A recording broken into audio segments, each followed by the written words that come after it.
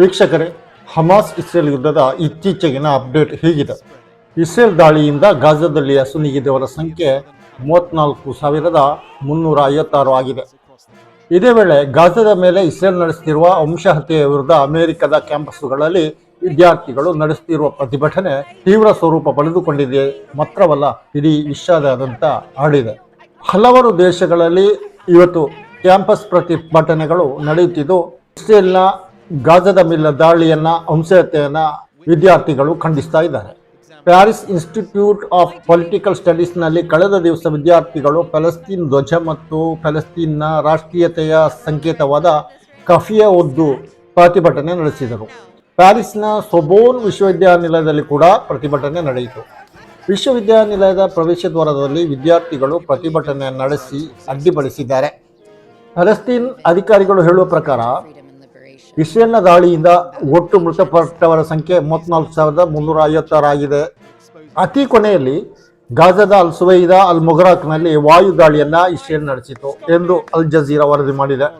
ನಿನ್ನೆಯಷ್ಟೇ ಹಮಾಸ್ ಸೆರೆಯಲ್ಲಿಟ್ಟಿರುವ ಇಬ್ಬರು ಇಸ್ರೇಲಿ ನಾಗರಿಕರ ವಿಡಿಯೋ ಹೊರಬಂತು. ಹಮಾಸ್ ವಶದಲ್ಲಿರುವ ಒತ್ತಾಳುಗಳಾದ ಕೇತ್ ಸೀಗಲ್ 64 ವರ್ಷ, ಉಮ್ರಿ ಮಿರಾನ್ 47 ವರ್ಷ ಅವರು ಸಂಬಂಧಿಕರಿಗೆ ಮತ್ತು ಮನೆ ಮಂದಿಗೆ ವಿಡಿಯೋ ಸಂದೇಶವನ್ನು ನೀಡಿದ್ದಾರೆ. ಇನ್ನೊಂದು ಕಡೆ ಗಾಜಾದಲ್ಲಿ ಗಾಯಗೊಂಡವರು ಮತ್ತು ಕ್ಯಾನ್ಸರ್ ರೋಗಿಗಳಿಗೆ ಚಿಕಿತ್ಸೆಗಾಗಿ ಗಾಜಾದಿಂದ 16ನೇ ತಂಡ ಅಬುಧಾಬಿಗೆ ತಲುಪಿದ್ದು, ಯುಎಇಯ ಅಧ್ಯಕ್ಷ Sheikh Mohammed bin ಜಾಯಿದ್ Al Nahyan ಘೋಷಿಸಿದ 1000 ಗಾಯಾಳುಗಳು ಮತ್ತು 1000 ಕ್ಯಾನ್ಸರ್ ರೋಗಿಗಳಿಗೆ ಚಿಕಿತ್ಸೆ ನೀಡುವ ಯೋಜನೆಯ ಅಂಗವಾಗಿ ಇವರು ಅಬುಧಾಬಿಗೆ ಬಂದಿದ್ದಾರೆ.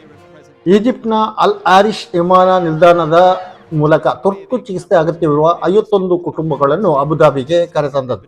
ಇದೇ ವೇಳೆ ಇಸ್ರೇಲ್ ಹೊಸ ಪ್ರಸ್ತಾವವೊಂದನ್ನು ಮುಂದಿಟ್ಟಿದ್ದು, ಒತ್ತೆಯಾಳುಗಳ ಬಿಡುಗಡೆಗೆ ಹೊಸ ನಿರ್ದೇಶಗಳನ್ನು ಕೂಡ ನೀಡಿದೆ.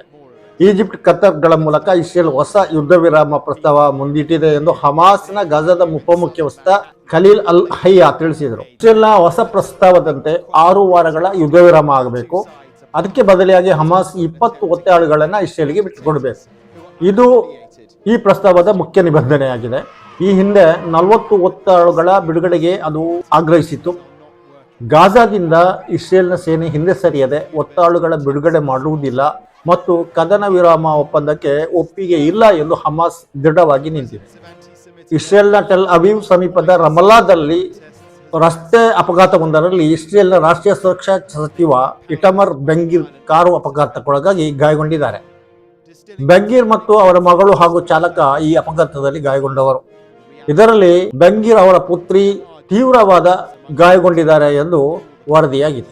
ವಿಶ್ವದಾದ್ಯಂತ ಇಸ್ರೇಲ್ನ ವಿರುದ್ಧ ಪ್ರತಿಭಟನೆಯ ವಿವರವನ್ನು ಮತ್ತೊಮ್ಮೆ ನಾವು ಎತ್ತಿಕೊಳ್ಳುವುದಾದರೆ, ಅಕಾಡೆಮಿಯೇ ಇಸ್ರೇಲ್ನ ಅತಿಕ್ರಮಣವನ್ನು ಖಂಡಿಸಬೇಕೆಂದು ವಿದ್ಯಾರ್ಥಿಗಳು ಅಲ್ಲಲ್ಲಿ ಆಗ್ರಹಿಸುತ್ತಾ ಇದ್ದಾರೆ. ಆಸ್ಟ್ರೇಲಿಯಾದ ವಿವಿಧ ವಿಶ್ವವಿದ್ಯಾನಿಲಯಗಳಲ್ಲಿ ಫಲಸ್ತೀನಿಗೆ ಬೆಂಬಲ ಸೂಚಿಸಿ ಪ್ರತಿಭಟನೆಗಳು ನಡೆದವು. ಸಿಡ್ನಿ ವಿಶ್ವವಿದ್ಯಾನಿಲಯ, ಮೆಲ್ಬರ್ನ್ ವಿಶ್ವವಿದ್ಯಾನಿಲಯದಲ್ಲಿ ಪ್ರತಿಭಟನೆ ನಡೆಯಿತು. ಪ್ರತಿಭಟನೆಯ ಪ್ರಯುಕ್ತ ಹಲವು ಕಾರ್ಯಕ್ರಮಗಳನ್ನು ವಿದ್ಯಾರ್ಥಿಗಳು ನಡೆಸಿದ್ದಾರೆ. ಇಟಲಿಯ ಸೋಪಿಯನ್ಸ್ ವಿಶ್ವವಿದ್ಯಾನಿಲಯದಲ್ಲಿ ವಿದ್ಯಾರ್ಥಿಗಳು ಅನ್ನ ಸತ್ಯಾಗ್ರಹವನ್ನೇ ಮಾಡಿದ್ದಾರೆ. ಇಸ್ರೇಲಿಗೆ ನೀಡುವ ಬೆಂಬಲಗಳನ್ನು ಪಾಶ್ಚಾತ್ಯ ಜಗತ್ತು ನಿಲ್ಲಿಸಬೇಕೆಂದು ಅವರು ಆಗ್ರಹಿಸ್ತಾ ಇದ್ದಾರೆ. ಇಂಗ್ಲೆಂಡ್ನ ವಾರ್ವಿಕ್ ವಿಶ್ವವಿದ್ಯಾನಿಲಯ, ಲೆಸ್ಟರ್, ಕೋವೆಂಟ್ರಿ ವಿಶ್ವವಿದ್ಯಾನಿಲಯಗಳಲ್ಲಿ ಸೋಮವಾರ ಫಲಸ್ತೀನ್ ಧ್ವಜ ಹಿಡಿದು ಪ್ರತಿಭಟನೆ ನಡೆಯಿತು. ವಿದ್ಯಾರ್ಥಿಗಳು ಇಸ್ರೇಲಿಗೆ ಈ ನಾಡುಗಳು ಸಹಕರಿಸುವುದನ್ನು ನಿಲ್ಲಿಸಬೇಕೆಂದು ಆಗ್ರಹಿಸಿದ್ದಾರೆ. ಕಳೆದ ತಿಂಗಳು ಬ್ರಿಟನ್ನ ಲೀಡ್ಸ್ ವಿಶ್ವವಿದ್ಯಾನಿಲಯದ ವಿದ್ಯಾರ್ಥಿಗಳು ವಿಶ್ವವಿದ್ಯಾಲಯದ ಕಟ್ಟಡಕ್ಕೆ ಮುತ್ತಿಗೆ ಹಾಕಿ ಪ್ರತಿಭಟನೆ ನಡೆದಿದೆ.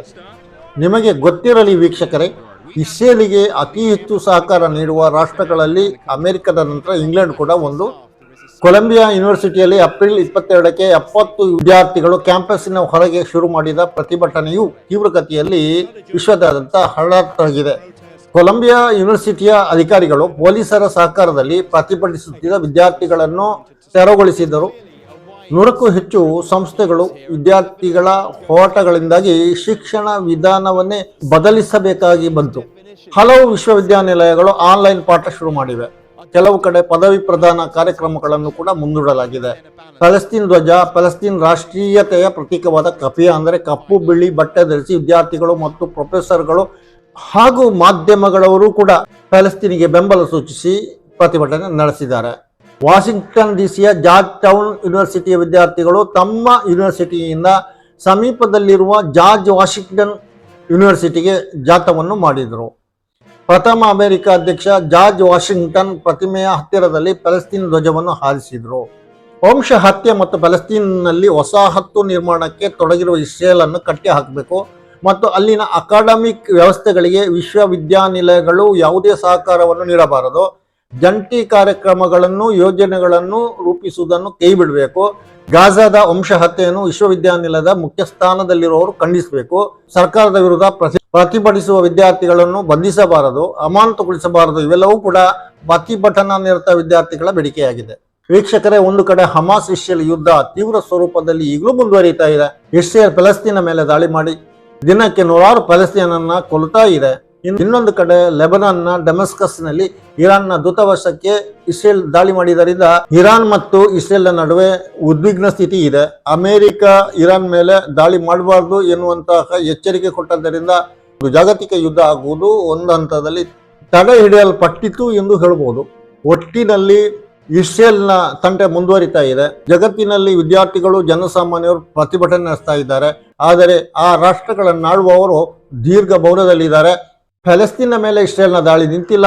ಅಮೆರಿಕ ಶಸ್ತ್ರಾಸ್ತ್ರಗಳನ್ನು ಕೊಡುವುದನ್ನು ಕೂಡ ನಿಲ್ಲಿಸಿಲ್ಲ. ಜನಸಾಮಾನ್ಯರು ವಿದ್ಯಾರ್ಥಿಗಳು ಅಧ್ಯಕ್ಷ ಜೋ ಬೈಡನ್ ವಿರುದ್ಧ ಪ್ರತಿಭಟನೆಯನ್ನು ನಡೆಸ್ತಾ ಇದ್ದಾರೆ.